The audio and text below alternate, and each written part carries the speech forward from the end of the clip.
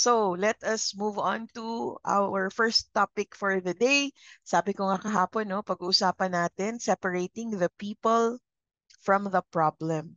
So, parang bagong concept siya, no? Kasi madalas, inisip natin, pag may problema, yung tao ang problema.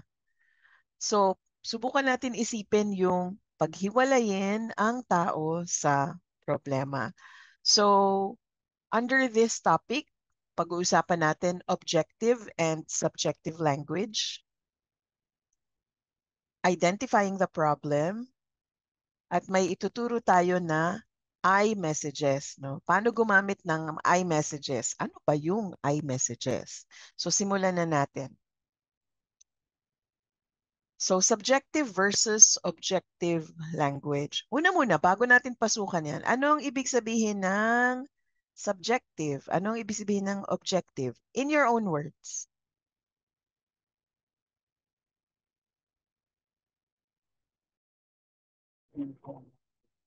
Ayaw. Ha? Mga subjective po, parang ano sa akin, parang gagawin pa lang. Okay. Gagawin pa lang mo siya. Kasi okay, paano mo siya, paano mo siya magagawa siya. Okay. Parang sa science experiment, no? Merong objective. Okay. Thank you. May patutunguhan. All right. Sige. So, siguro ang pinakamadali kong example ay, halimbawa nanonood ba kayo ng basketball? Yes, ma'am. Okay. PBA. Apa. Ayan. So, ang subjective ay halimbawa, meron tayong favorite na player, may favorite team tayo, may favorite na player tayo. Tapos para sa atin, yun ang pinakamagaling na player sa buong PBA. Pero para sa akin, halimbawa, si ano yon? Wala na akong kilala. Halimbawa, si Lassiter yon. Halimbawa, si Lassiter yon para sa akin. Pero para sa iba sa inyo, baka Diyan pa ba si Aguilar? Hindi ko alam kung nandyan pa rin siya. Para sa inyo, halimbawa, si Aguilar yon. So, subjective tayo kasi favorite natin. Gets po ba? Subjective tayo. Pero kung objective tayo, kahit hindi ko paboritong player, pwede ko sabihin, mahusay siya kasi marunong siya mag-point guard, marunong din siya mag-forward. Tama ba? Forward. Marunong din siya mag-sentro. Tapos lagi siyang maaasahan, hindi siya matakaw sa bola. Yun yung objective. Kasi hindi ko sinasali yung sarili kong favoritism. Kaya kong isipin siya nang hindi ako apektado. Yun ang objective. Okay po ba? Okay, ma'am. Yes po. Ayan. Gary, okay ba?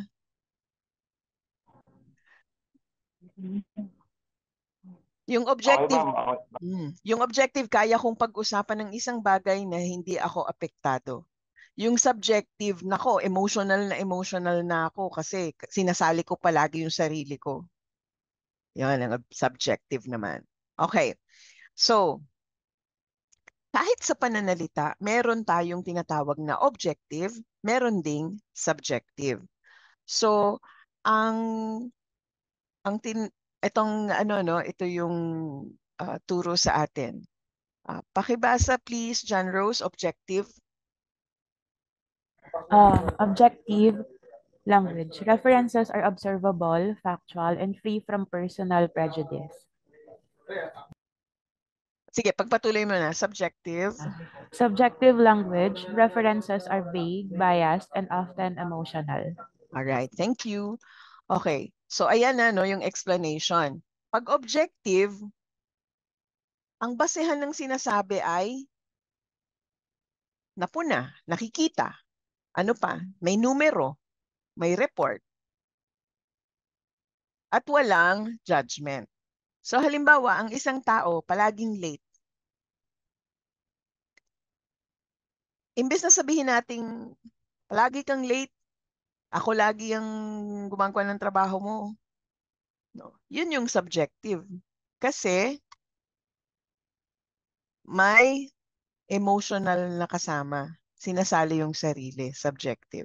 Pero objective, halimbawa, o 2 beses ka late sa isang linggo. Last month, 7 beses ka late. No? Yun yung objective. Kasi nasa record yun eh. Napupuna yun eh. Pero yung pag sinabing pinapahirapan mo ko o napapasa sa akin yung trabaho, emotional siya, biased siya. May judgment ka na dun sa sitwasyon. Okay? Pwede ba tayo mag-isip ng example ng objective language versus subjective language? Nang maikli lang na example, katulad nun, no? Imbes na bilangin natin yung number of times na late ng isang tao, hinuhusgahan na natin. Tamad ka eh. Lagi kang late. Yun ang subjective naman.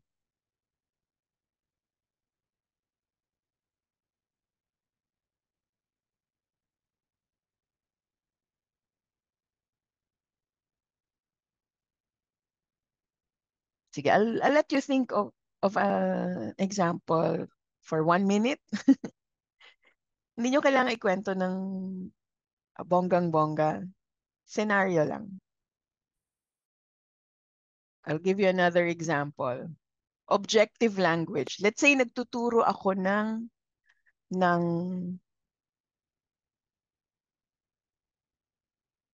ex, ng exercise. Exercise. May kino-coach ako sa exercise. Subjective language. Tamad ka eh. Taas mo pa yung paa mo. Objective language. Kailangan pantay yung tuhod mo sa hip joint mo. Itaas mo pa yung tuhod mo. Oh, walang judgment na tamad.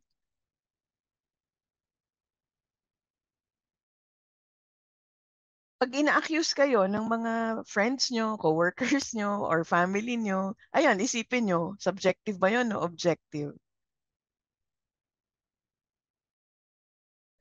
Hello po. Go.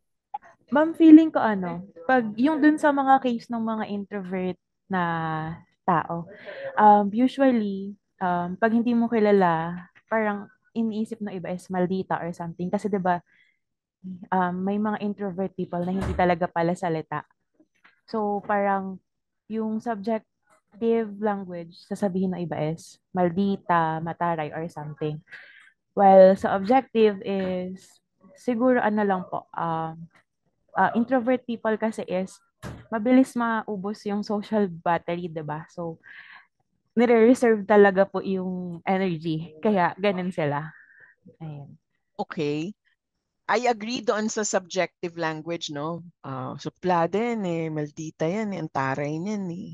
No? Gina-judge na natin yung tao. Sa objective, I understand what you're saying. I-convert lang natin siya, no?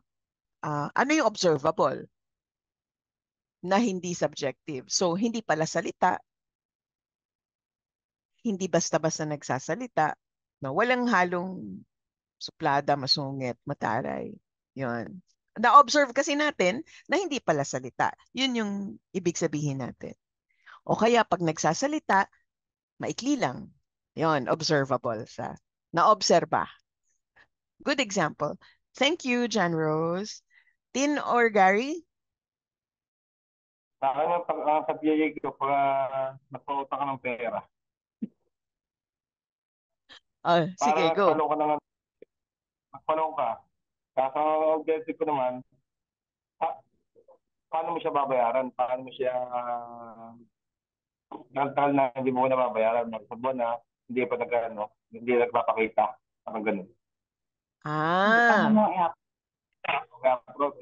Kasi ganun siya, pero sabi niya, lagi na naka-deny. Siyempre, tagal-tagal na, hindi ka pa nababayad. Ang pinaka ko, naka-adjust ko dyan. Yung objective. Paano pag subjective? Ha? Pag subjective. Mapa- Papayaran mo lang. Pag subjective, di ba? Bias. Hmm. So, ngayon. Eh, paano ka papahiramin? Okay. I think Paano, paano mo siya pahiramin ng ano? Kung wala ka naman tiwala doon sa, hindi mo pa siya napapahiram, pag i-guess mo na agad, paano niya babayaran? pwede. Pwede. So, subjective, may judgment ka na.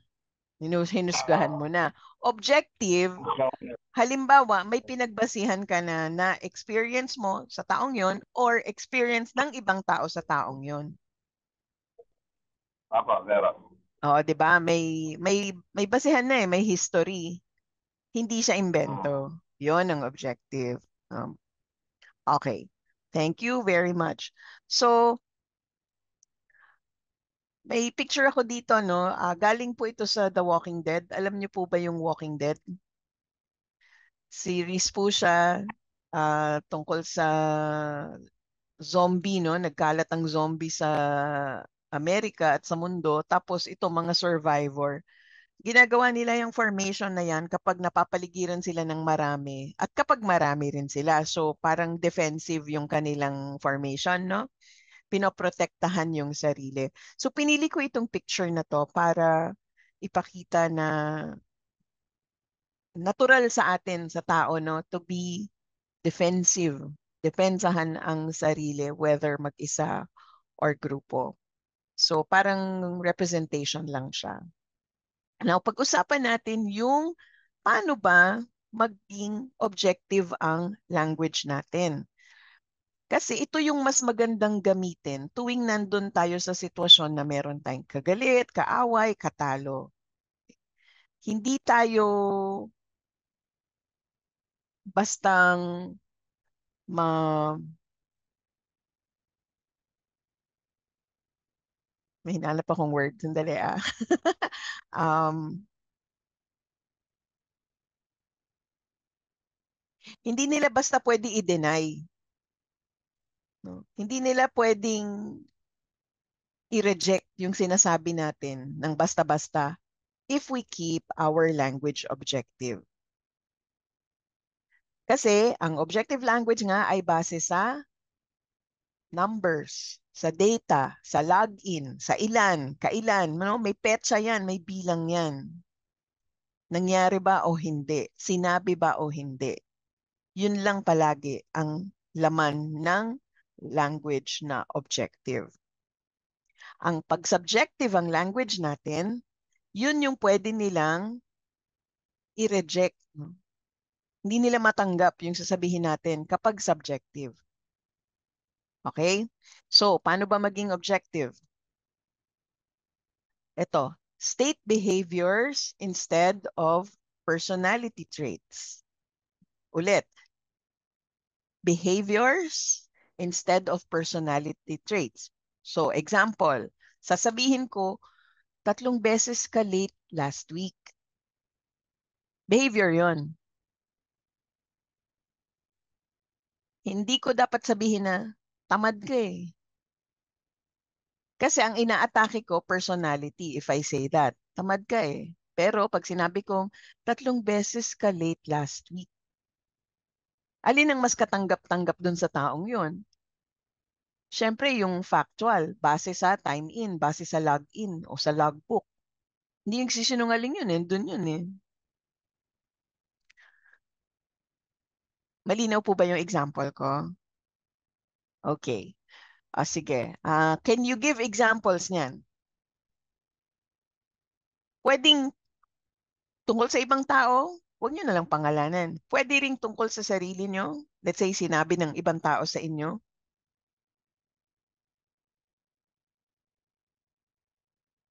So, objective example po. Ito pa example. Subjective. Hindi ka nag-iisip eh. Yan. Hindi ka nag-iisip. Subjective yon. Objective. Nabili mo yung carrot, nabili mo yung patatas, nabili mo yung kamatis, pero nakalimutan mong bilhin yung bawang. O kaya, hindi nabili yung bawang. Again, base sa pwedeng ma-observe. Yun ang objective. O game, kayo naman. Sa una pa lang tayo, Marami pa ibang pointers dyan. Isipin nyo yung mga ayaw nyo nadidinig na atake sa inyong personality. Or, pwedeng nasasabi natin sa ibang tao na nagiging atake naman sa personality nila. Tapos i-convert natin into behaviors of statement. Statement of behaviors.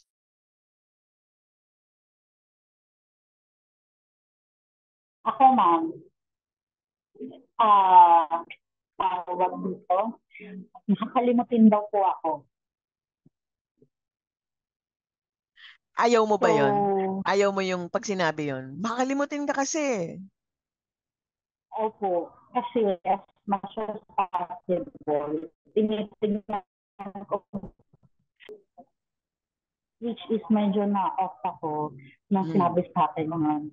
Pero, yung sa evaluation ko, nakasama talaga siya, pero hindi ganyan na ginamit. Parang, tawag doon yung, hindi po ako ang sa details. Ayun, magandang example, no? Yung makakalimutin is a judgment sa iyong personality, atake siya sa iyong personality, pero yung statement na may nakakalimutan o may napapalampas, mas objective siya. Hindi siya atake. Yes. Stating lang kung Yes, ano yung ma'am. naobserbahan. Okay, maraming salamat. A very good example. Okay. Thank you. Thank you, ma'am. Okay, sino pa? Pwedeng work, pwedeng bahay, ha? John Rose, ilan ba yung naisip mo? Kasi mukhang pinagpipilian mo na lang kung alin doon ang isi-share mo. Nag-iisip pa po ako, ma'am. Ayun, observable yung sinabi ko, Wait lang po. observable. At si Gary kaya. Meron si Gary.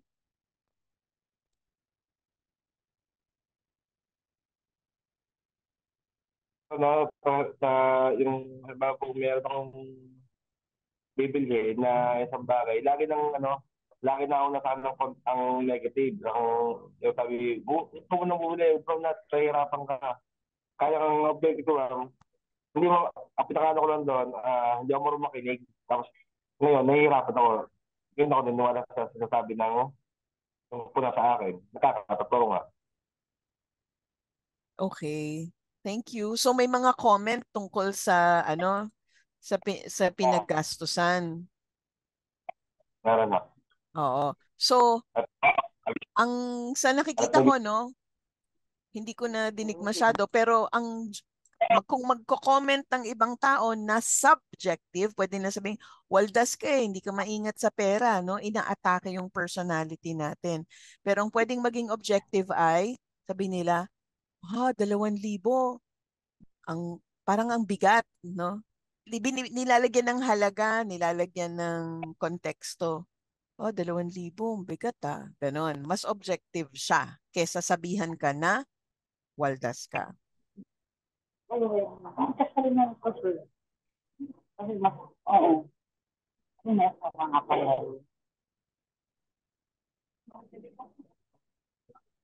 Okay. All right. Thank you. Parang mas maganda ang internet kahapon kesa ngayon. Kasi kahapon, ito na ha. I'm doing my best to be objective. Kahapon, hindi kayo nag-garble. Ngayon, nag-garble kayo. At saka kailangan ko i-off yung camera ko para mag-improve yung audio nyo. Pero, we'll do our best. Okay lang. Okay. All I need are some better days. Yeah. All I need are some better days. 'Cause all I want, and I pray, I believe in the better days.